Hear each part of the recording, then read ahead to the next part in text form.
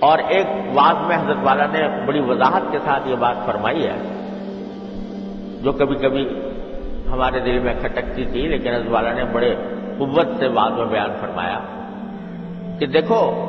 ایک تو ثواب ہے تکلیف کا اور ایک ثواب ہے صبر کا، تکلیف پر صبر کرنے کا۔ دونوں ثواب اپنی اپنی جگہ ہیں۔ یعنی اگر فرض کرو کہ کوئی شخص تکلیف تو پہنچی اس کو، لیکن جیسا صبر کرنا چاہیے تھا ویسا نہیں کیا، جس طرح کا صبر کرنا چاہیے تھا ویسا نہیں کیا، تو بھی فرماتے ہیں کہ تکلیف کا ثواب اپنی جگہ مل جائے گا، تو کیونکہ تکلیف کے اوپر مستقل اجر ہے، وہ اپنی جگہ مل جائے گا۔ ہاں، بے صبری کا اگر کوئی عمل کیا ہے اس کا گناہ بھی ہوگا، لیکن وہ ثواب ضائع نہیں ہوتا، وہ اپنی جگہ ملے گا اور بے صبری کا گناہ الگ ملے گا۔ اور اگر اس پر صبر بھی کر لیا، اس معنی میں جو میں نے عرض کیا، صبر بھی کر لیا تو دوہرا اجر ہے، تکلیف کا اجر الگ اور اس پر صبر کرنے کا، یعنی اللہ تعالیٰ کے حکم کے آگے سر تسلیم خم کرنے کا، رضا بالقضاء کا اجر الگ ہے اللہ تبارک و تعالیٰ کی طرف۔ تو اس واسطے اگر دیکھا جائے تو کوئی بھی تکلیف ایسی نہیں ہے جو کسی مومن کے لیے معالے کا نقصان دہ ہو۔ ہر حالت میں اس کے لیے اس کے اندر فائدہ ہی فائدہ ہے، تکلیف میں بھی فائدہ ہے۔ بلکہ ایک حدیث میں رسول کریم سرور دو عالم صلی اللہ علیہ وسلم نے ارشاد فرمایا کہ بعض اوقات اللہ تبارک و تعالی کسی بندے کو کسی اونچے مقام تک پہنچانا چاہتے ہیں، کسی اونچے مقام تک پہنچانا چاہتے ہیں، وہاں تک وہ اپنے اعمال سے پہنچ نہیں پا رہا تھا۔ اللہ تعالیٰ اپنی خصوصی شفقت اور محبت کی بنیاد پر وہ اس کو پہنچانا چاہتے ہیں، اپنے اعمال کے ذریعے نہیں پہنچ رہا۔ تو اللہ تعالیٰ اس کو کوئی دنیا کے اندر تکلیف دیتے ہیں جس کے اوپر اس کو وہ صبر کرتا ہے، تو اس کے نتیجے میں اللہ تبارک و تعالیٰ اس کا مرتبہ اس مقام تک پہنچا دیتے ہیں جہاں پہنچانا چاہتے ہیں، اور عمل کے ذریعے نہیں پہنچ پانا۔ یہ بھی اللہ تعالیٰ کی حکمت اور مصلحت کا ایک حصہ ہے۔ اور میں نے اپنے شیخ العارفی قدس اللہ تعالیٰ سرہ سے ایک واقعہ سنا، بعد میں کتابوں میں تلاش کرنے کی کوشش کی، ملا نہیں، لیکن ظاہر حضرت نے کہیں نہ کہیں دیکھا ہی ہوگا۔ وہ فرماتے ہیں کہ جب نبی کریم سرور عالم صلی اللہ علیہ وسلم کی جو پہلی زوجہ مطہرہ تھی حضرت خدیجہ الکبریٰ رضی اللہ تعالیٰ عنہا، جب ان کا وہ بیمار ہوئی مرض وفات میں،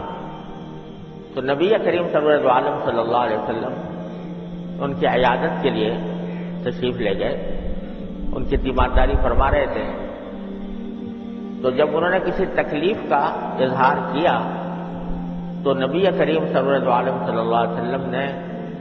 یہ فرمایا کہ خدیجہ تم اس بیماری سے بچو گی نہیں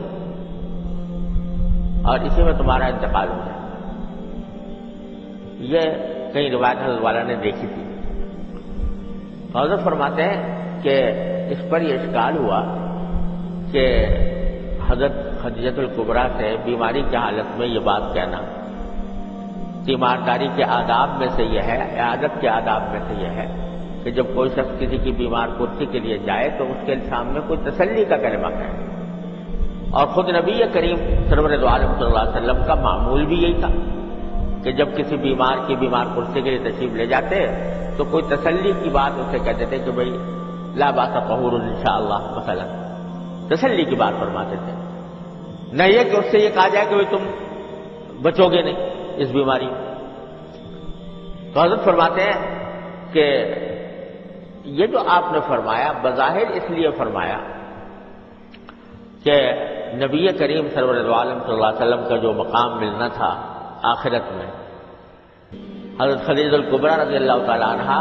اپنے اعمال، عام اعمال کی بدولت اس مقام تک پہنچنا ان کے لیے مشکل تھا، اور سرکار دو عالم صلی اللہ علیہ وسلم کے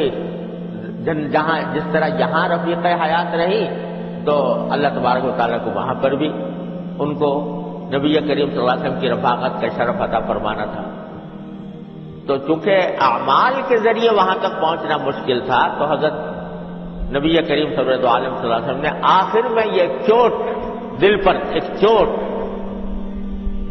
دے دی تاکہ اس چوٹ کے نتیجے میں اللہ تبارک و تعالیٰ ان کا مقام وہاں تک پہنچا. تو اللہ تبارک و تعالیٰ کی حکمت اور مصلحتوں کو کون جانے اور کون اس کی کھود گریز کر سکتا ہے. لہذا جب بھی کوئی صدمہ، کوئی تکلیف، کوئی رنج پہنچے تو اس کو اللہ تبارک و تعالیٰ کی طرف سے اللہ تعالیٰ کی حکمت اور مصلحت کا ایک کرشمہ سمجھ کر آدمی کو چاہیے کہ اس کو برداشت کرے اور اللہ تعالیٰ کے فیصلے پر راضی رہے. تو اللہ تبارک و تعالیٰ اس صبر کے اوپر بڑا اجر عطا فرماتے ہیں. حدیث میں نبی کریم سرور عالم صلی اللہ علیہ وسلم نے ارشاد فرمایا کہ جب صبر کرنے والوں کو آخرت میں اللہ تبارک و تعالیٰ ثواب عطا فرمائیں گے اور دوسرے جنتی اس ثواب کو دیکھیں گے تو وہ بعض اوقات یہ تمنا کریں گے کہ کاش زندگی میں ہماری کھالوں کو قینچی سے کاٹا گیا ہوتا اور ہم اس کو صبر کرتے تو اس پر صبر کا ہمیں یہ اجر ملتا. تو اس لیے کوئی تکلیف بھی ایسی نہیں ہے جو ایک مومن کے لیے رحمت نہ. اللہ تبارک و تعالیٰ کی طرف سے وہ بھی ایک رحمت ہے، رحمت کا عنوان ہے، رحمت کا ایک عنوان ہے جو تکلیف بھی آتی ہے. تو سبق یہ دیا گیا ہے کہ چھوٹی تکلیف پہنچے یا بڑی پہنچے، ہر تکلیف پر اللہ تبارک و تعالیٰ کے حضور یہ آدمی کہے انا للہ و انا الیہ راجعون، انا للہ و انا الیہ راجعون. لوگ سمجھتے ہیں کہ یہ کلمہ صرف مرنے کے وقت ہی کہنا چاہیے، کسی کے مرنے پر ہی کہا جاتا ہے. ایسا نہیں ہے، بلکہ جو کوئی چھوٹی سے چھوٹی تکلیف بھی پہنچے اس کے اوپر انا للہ و انا الیہ راجعون کہنا یہ سنت ہے نبی کریم سرور عالم صلی اللہ علیہ وسلم کی، اور یہ صبر کا ایک مظاہرہ ہے اور صبر کی ایک صورت ہے کہ بندہ یہ کہے کہ ہم اللہ کے ہیں، لہذا اس نے جو کچھ بھی فیصلہ کیا ہمارے حق میں برحق ہے. حدیث میں آتا ہے کہ ایک مرتبہ نبی کریم صلی اللہ علیہ وسلم کے سامنے چراغ گل ہو گیا تو آپ نے فرمایا انا للہ و انا الیہ راجعون. تو حضرت عائشہ صدیقہ رضی اللہ تعالیٰ نے فرمایا کیا اس موقع پر بھی انا للہ و انا الیہ راجعون کہتے؟ تو آپ نے فرمایا کہ کیا تمہیں اس سے تکلیف نہیں پہنچی روشنی کے چلے جانے سے؟ کیونکہ تکلیف پہنچی لہذا یہ موقع ہے انا للہ و انا الیہ راجعون کہنے. تو اس واسطے جو کوئی بھی چھوٹی ہو یا بڑی تکلیف پہنچے اس کے اوپر اللہ تبارک و تعالیٰ کے فیصلے پر رضامندی کا اظہار کرنے کے لیے انا للہ و انا الیہ راجعون کہنا چاہیے اور اس کی عادت ڈالنی چاہیے. اللہ تعالیٰ ہم سب کو اس کی توفیق عطا فرمائے.